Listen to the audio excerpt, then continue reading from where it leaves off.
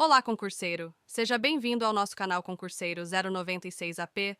Inscreva-se no canal, comente, compartilhe e deixe seu like. Bem-vindo ao Pod Concurseiro 096 AP, sua porta de entrada para a vanguarda do conhecimento e do mundo do concurso público. Toda semana vamos explorar aulas sobre vários assuntos. Fiquem com a gente nessa viagem de conhecimento. E aí, pessoal? Preparados para mais um Deep Dive? Hoje a gente vai se aventurar no mundo da inteligência brasileira. E isso parece interessante. E a gente vai ter muito que desvendar. A gente vai analisar o decreto 11.693. Ah, do decreto que regulamenta o Sistema Brasileiro de Inteligência, o famoso SISBIN, né? Isso mesmo. É basicamente um mapa da inteligência brasileira, mostrando como o país se organiza, como obtém informações estratégicas. E como garante a segurança nacional. Exato. E a grande pergunta que a gente vai tentar responder hoje é: o que esse decreto nos revela sobre como o Brasil coleta e usa a inteligência no cenário global? Uma pergunta e tanto. Pois é. Mas vamos começar do começo. O decreto deixa bem claro qual é a missão principal do SISBIN, né? Sim, fornecer ao presidente da República informações relevantes sobre assuntos de interesse nacional. Assuntos de interesse nacional. Nossa, isso pode ser muita coisa, hein? É verdade. A gente pode estar falando de segurança nacional, economia, política. Meio ambiente. Até a próxima trend nas redes sociais, quem sabe? Realmente, escopo é bem amplo. E o decreto também define o que exatamente é atividade de inteligência, né? Sim, e o foco principal é obter, analisar e disseminar informações Informação sobre o quê? sobre eventos e situações que podem impactar as decisões do governo. Seja qual for a área, né? Exatamente. É como se o SISBIN estivesse montando um quebra-cabeça gigante com peças espalhadas pelo mundo todo. É uma boa analogia. E eles precisam juntar as peças certas para formar uma imagem clara do que está acontecendo, do que pode acontecer lá na frente. Perfeito. É como tentar prever o futuro, né? E para proteger esse quebra-cabeça de olhares curiosos, o decreto também fala da importância da contra-inteligência. Sim, porque não basta só coletar informações, é preciso garantir que elas não caiam em mãos erradas. É tipo um jogo de espiões. Em parte, sim. Detectar, neutralizar e explorar as atividades de inteligência de outros países. Ou de grupos que possam ser uma ameaça para o Brasil, né? Isso. É como um jogo de xadrez, com estratégias complexas, jogadas imprevisíveis. Falando em jogo, o decreto também define as regras do jogo, certo? Com certeza. Ele estabelece os pilares do SISBIN, que são a soberania nacional, a defesa do Estado democrático de direito. E a dignidade da pessoa humana. Exatamente. Esses pilares garantem que a atividade de inteligência seja conduzida de forma ética e legal. Respeitando os direitos individuais e a Constituição. Afinal, não podemos proteger a nação à custa da liberdade e da democracia, né? Sem dúvida. Mas é claro que coletar informações, mesmo com boas intenções, pode gerar algumas questões delicadas, né? Sim, como a questão da privacidade, por exemplo. Como garantir esse equilíbrio sem invadir a vida das pessoas? É um desafio e tanto. O decreto até reforça a importância de respeitar os direitos individuais e a legalidade. Mas não entra em detalhes específicos sobre como esse equilíbrio é alcançado na prática. Fica essa dúvida no ar. E aí, como a gente sabe se o SISBIN está agindo dentro dos limites? Boa pergunta. Quem fiscaliza essa atividade tão poderosa? Quem? O decreto define uma estrutura bem complexa, com vários órgãos e níveis de atuação para organizar e controlar tudo. Tipo um organograma gigante. Isso. E um dos elementos mais importantes dessa estrutura é o Conselho Consultivo do SISBIN. E o que esse conselho faz? Ele atua como um órgão de assessoramento e fiscalização. Propõe diretrizes, analisa relatórios. E acompanha as atividades do SISBIN para garantir que tudo esteja nos trilhos. Exatamente. É como se fosse um conselho tutelar da inteligência brasileira. Interessante. E quem são os membros desse conselho? É. São tipo super espiões com décadas de experiência. Na verdade, não. O conselho é formado pelos chefes de diversos órgãos e ministérios. Tipo, Casa Civil, Secretaria-Geral da Presidência, Ministérios da Justiça, Relações Exteriores, Defesa. é a mim, claro. Muita gente importante reunida. E como eles se organizam para tomar decisões? É tipo uma assembleia. Mais ou menos. Yeah. O decreto define as regras para tudo. As reuniões, o quórum, as votações. E tem até um voto de Minerva para desempatar as decisões, se necessário. Isso mesmo. Mas com tantos órgãos e interesses envolvidos, será que esse conselho consegue realmente controlar o SISBIN? Essa é uma ótima pergunta. E talvez a gente possa discutir isso mais a fundo na próxima parte do nosso Deep Dive. Afinal, a efetividade do conselho depende não só da sua estrutura, mas também da sua atuação prática, da sua capacidade de influenciar as decisões. Verdade. E já que a gente tocou nesse ponto, que tal a gente explorar um pouco mais a estrutura do SISBIN? A gente sabe quem manda, mas e quem obedece? Como essa complexa rede de órgãos e agentes funciona na prática? Ótima ideia. Vamos desvendar os mistérios da estrutura do CISBin, desde o topo até a base, na próxima parte do nosso Deep Dive. Bom, voltando à estrutura do CISBin, é importante a gente lembrar que ele não se resume só a BIM, né? Ah, verdade. Tem toda uma rede de órgãos que contribuem para a inteligência brasileira. É como se fosse um time de super-heróis, cada um com seu superpoder especial. Boa analogia. Todos lutando para proteger o Brasil das ameaças. E o decreto divide esses super-heróis em 4 categorias. Órgãos permanentes, dedicados, associados e federados. Cada um com sua missão específica, né? Exatamente. A inteligência brasileira não brinca em serviço. Com certeza. Mas vamos entender melhor cada categoria. Começando pelos permanentes, quem são eles? São os órgãos que atuam diretamente nas áreas mais sensíveis do governo. Tipo, Governabilidade, defesa, segurança interna, relações exteriores. Ah, entendi. A elite da inteligência brasileira. Pode-se dizer que sim. E o que eles fazem exatamente? Eles coletam, analisam e disseminam informações estratégicas para os seus respectivos setores. Ajudando na tomada de decisões em alto nível. Isso mesmo. São os olhos e ouvidos do governo monitorando tudo o que acontece. Tanto dentro quanto fora do país. Exatamente. Entendi. E os órgãos dedicados? Qual a diferença? Eles também atuam em áreas estratégicas, Nossa. mas com foco mais específico em temas da política nacional de inteligência. Ah, Por exemplo, temos órgãos dedicados à segurança cibernética, combate ao terrorismo.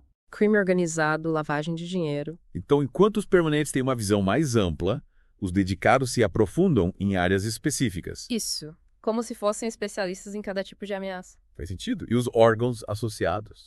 Qual o papel deles? Eles são como agentes secretos infiltrados em outros setores. Sério? Brincadeira.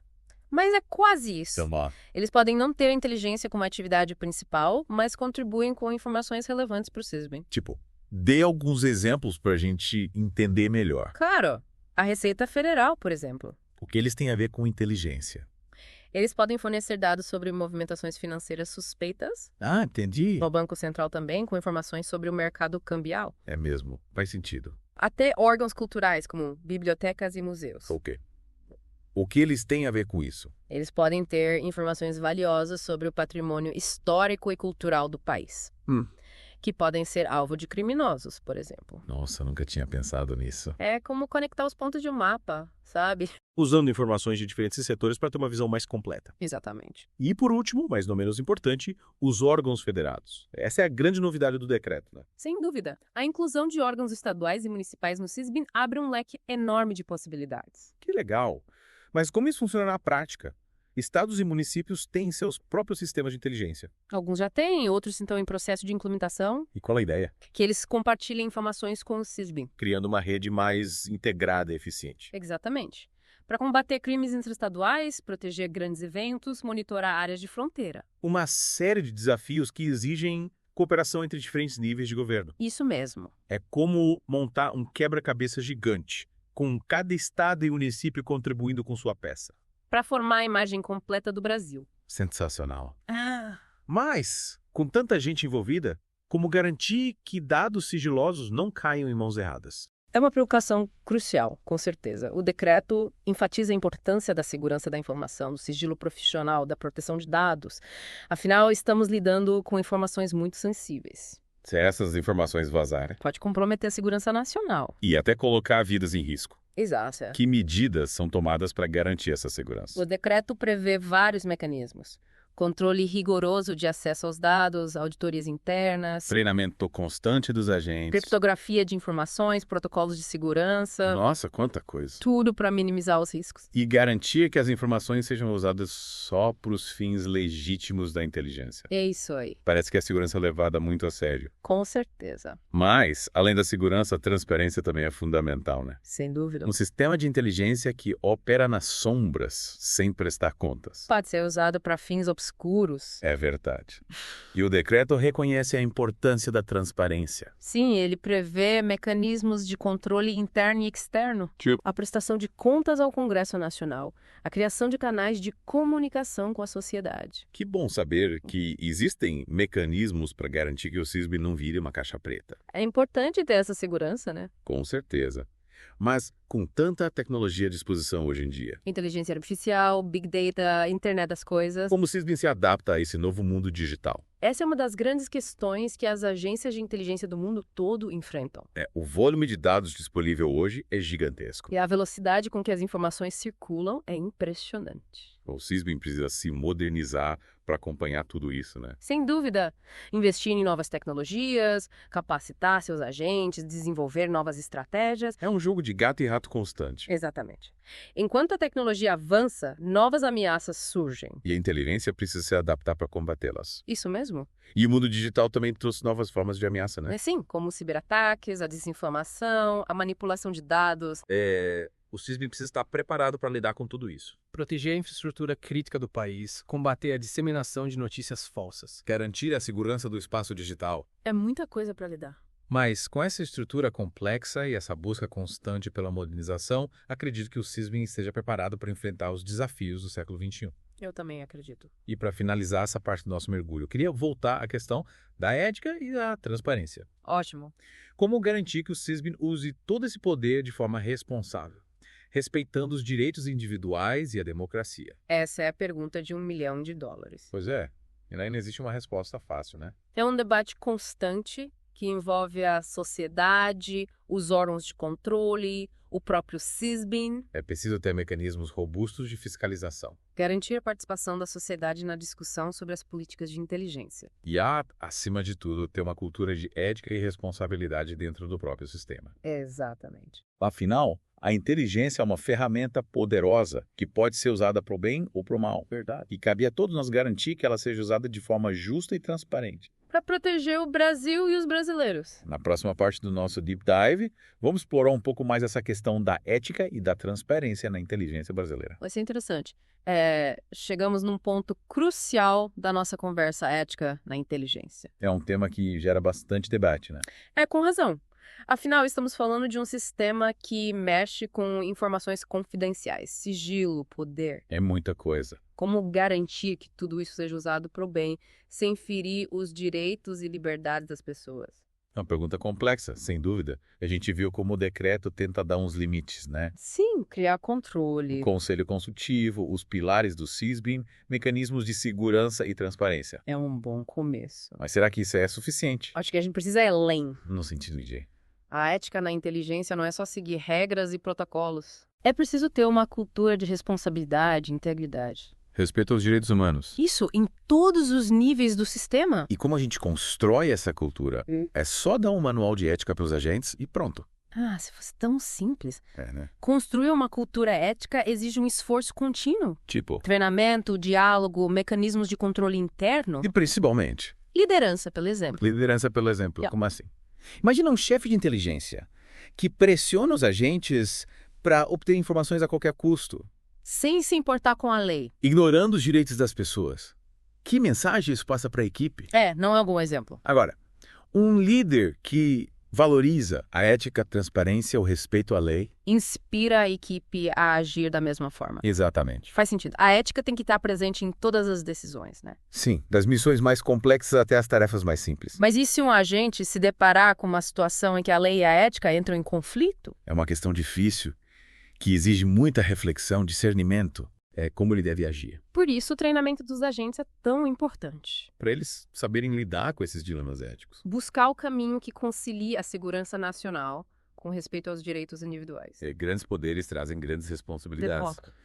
E a responsabilidade da inteligência é enorme. Mas e a sociedade? Qual o nosso papel nisso tudo? A participação da sociedade é fundamental para garantir que a inteligência atue de forma ética e transparente. E como a gente participa? Existem vários mecanismos: o controle externo do Congresso Nacional, o acesso à informação pública, O trabalho da imprensa. a atuação de ONGs que defendem os direitos humanos. Então a gente não pode só sentar e esperar que os superespiões resolvam tudo. Não, a sociedade tem um papel ativo na construção de um sistema de inteligência ético e democrático. A inteligência não é um assunto só para gabinetes fechados e agências secretas, né? É um tema que diz respeito a todos nós. E a gente precisa participar da conversa, exigir que a inteligência esteja a serviço da democracia. E não contra ela. Acho que essa é a principal lição do nosso mergulho no mundo do CISBEN. Qual? A inteligência, para ser realmente eficaz, precisa ser ética transparente e responsável. Concordo. Isso só é possível com a participação de todos nós. Cobrando, fiscalizando, construindo um sistema que proteja o Brasil sem abrir mão dos valores democráticos. É isso aí. Chegamos ao fim da nossa expedição pelo mundo da inteligência brasileira. Espero que tenha sido proveitoso. Espero que vocês tenham aprendido bastante e que continuem explorando esse tema. É fascinante e importante. Sem dúvida. E fiquem ligados, porque em breve teremos novos mergulhos em outros assuntos. Até a próxima!